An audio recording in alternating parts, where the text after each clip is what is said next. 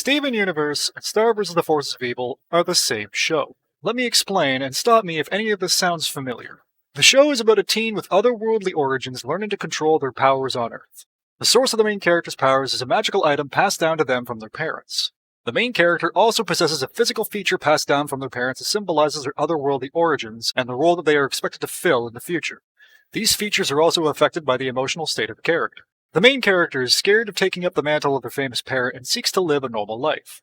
They have a racially diverse love interest who joins them on their adventures and becomes their knight, as well as serve as the protagonist's tether to normal Earth life.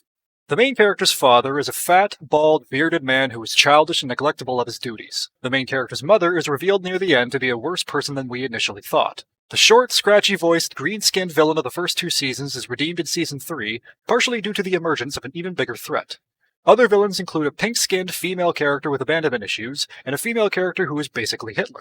The main conflict of the show was caused many years ago by a member of their species sympathizing and falling in love with a member of the enemy, and was thus branded a traitor to their race.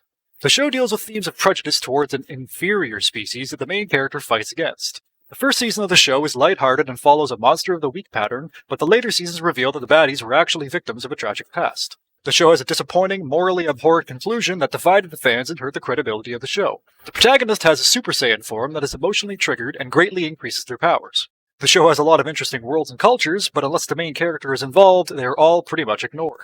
The show has a serious case of status quo syndrome. No matter how many supernatural creatures wind up causing trouble in the real world, the humans act like it's nothing out of the ordinary. The show also has a terminal case of Worf effect, where characters that are established as being incredibly powerful get nerfed in order to be defeated by weaker foes. The pink female with abandonment issues is reverted to an earlier, infantile state.